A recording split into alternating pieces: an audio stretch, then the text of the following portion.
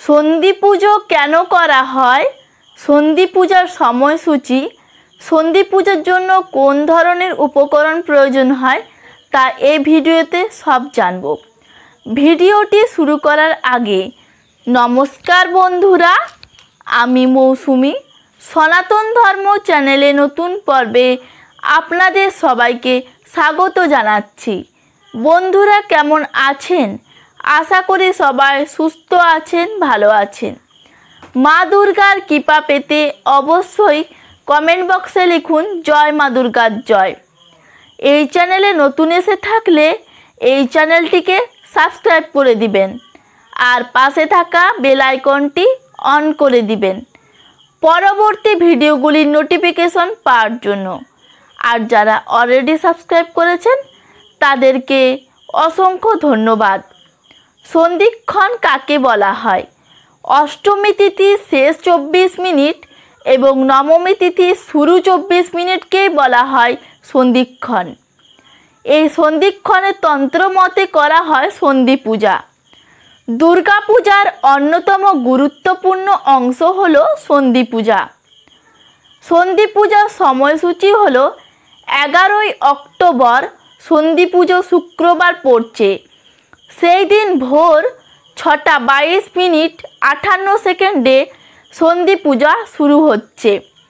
বলিদার 6টা 46 মিনিট 58 সেকেন্ডে সন্ধি পুজো সমাপন। 7টা 10 মিনিট 58 সেকেন্ডে। এদিকে আরও একটি মতে সন্ধি পুজো শুরু হবে 11ই অক্টোবর বেলা 11টা 43 মিনিট।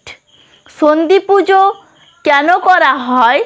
সন্ধি পুজো আসলে অসুরনাশিনী দেবী দুর্গার আরেক অসুরদলনী রূপের পূজা।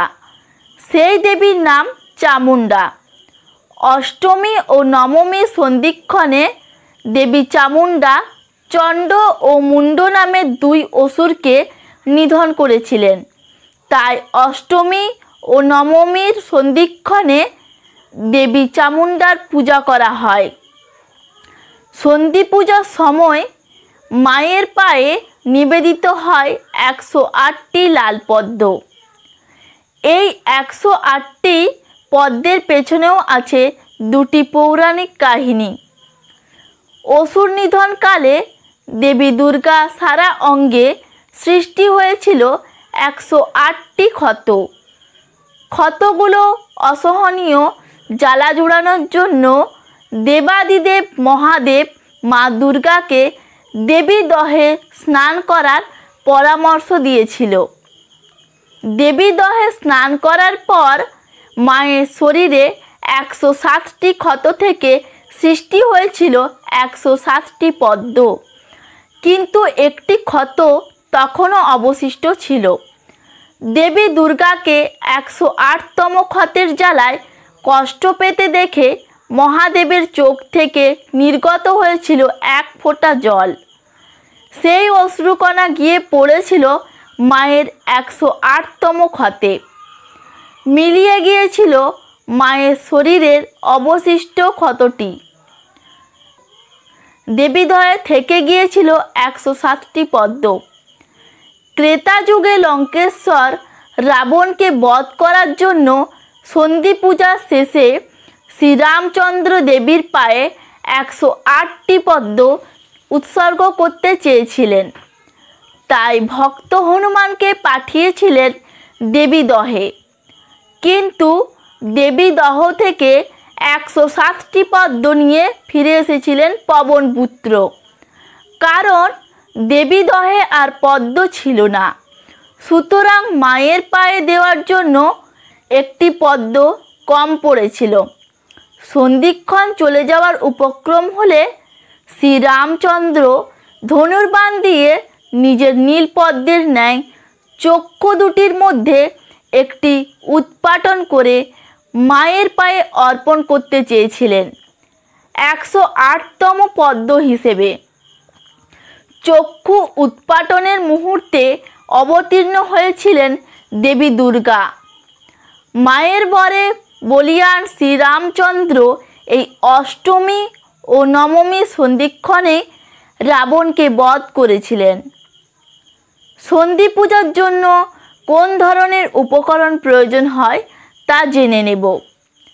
সেই থেকে সন্ধি পূজায় 108টি পদ্ম মায়ের পায়ে নিবেদন করা হয়।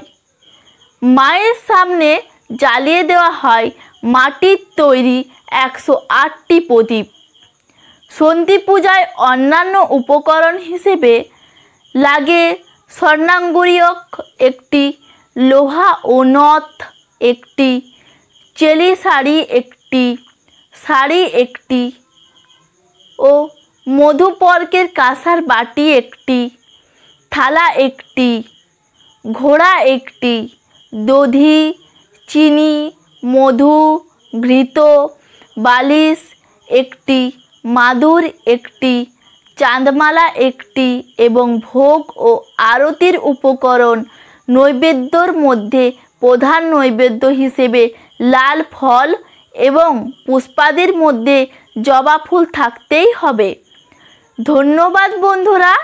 আমার ভিডিওটি যদি ভালো লাগে লাইক, কমেন্ট, শেয়ার এবং সাবস্ক্রাইব করতে ভুলবেন না।